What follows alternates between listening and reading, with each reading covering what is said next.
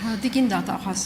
Հովիկ Աղազարյանի նկատմամբ, երբ որ քրեական հետապնդման հարցով դուք միջնորդագիր եք ներկայացրել ԱԺ, իմ տված հարցին չպատասխանեցիք, հիմնավորելով, թե իմ հարցը միջնորդագրին չի վերաբերվում։ Եվ այսօր էլ մի քանի հարցերի այդպես չպատասխանեցիք, ասելով, թե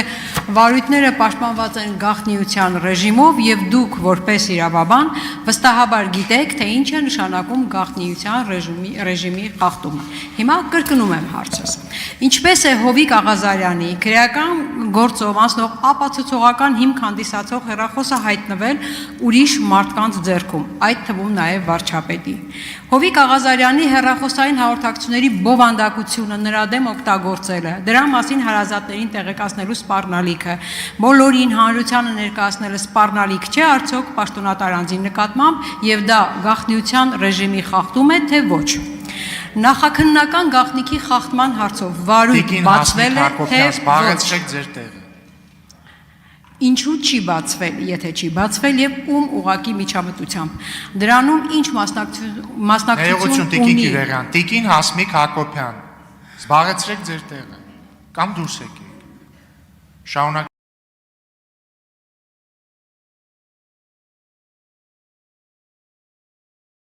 կաններ չենք տալիս վարույթի շրջանակներում կամ փաստ ենք արձանագրում կամ ոչ։ Ձեր հարցին հստակ պատասխան վարույթ չկա։ Արձագանք։ Այսինքն դուք որպես իրավաբան, երբ պնդում եք, որ գիտեք, հասկանում եք գաղտնիքի, նախաքննական գաղտնիքի նշանակությունն ու իմաստը եւ չեք ուզում բացահայտել, նման գաղտնիքի բացահայտման համար գտնում եք, որ նորմալ է, երբ որ վարույթ չի բացվում։ Շատ լավ, գնահատական ձեր կողմից, իսկ ձեր դատախազի աշխատանքին։ Հիմա հաջորդ հարցս։ Իմ գործընկերոջ Արման Ղազարյանի հարցին, որը վերաբերվում էր ԱԺ նախկին պատգամավոր Սուրեն Մանուկյանին, այս դուք փաստորեն դատախազությունը միջնորդագիր եք ներկայացրել եւ նրան զրկելու ազատությունից զրկելու միջնորդագիր եք ներկայացրել եւ այս ամենը այն պարագայում, երբ հիմքեր չեք ունեցել քրեական գործ հարուցելու համար, սակայն ապօրինի ոչ միայն քրեական վարույթ եք նախաձեռնել, այլև մեղադրանք ներկայացրել ու այժմ անձը գտնվում է կալանքի տակ։ Եվ դուք հիմա պատասխանում ասում եք գործը դատարանի տիրույթում է։ Փաստորեն, ուզում եմ ճշտել, դուք իրավունք ունեիք շորտման հատկանիշներով գործ հարուցել, երբ որ հիմքեր չկան, դատարանը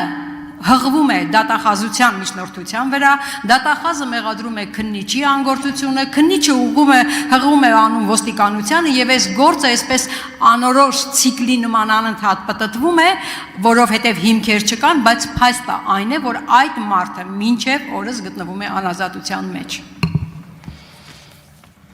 Տիկին Գյուրեղյան, մեր դիրքորոշումը ներկայացված է մեղադրական եզրակացության մեջ, ես հստակ ասացի եւ որևէ մեկի վրա, ոնց որ դուք եք ասում, որոշ բան չենք գցում։ Ներկայացրել ենք մեղադրական եզրակացության մեջ մեր դիրքորոշումը, եթե պաշտպանական կողմը որևէ միջնորդություն ունի, զրկված չէ քրեադատավարական ընթացակարգով դա ներկայացնել։ Մնացած ձեր պնդումներին ես չեմ անդրադառնա, դուք իրավասու եք կարծիք ունենալ ու հայտարարություններ անել, մենք գործ ունենք փաստերի ու վարույթների հետ։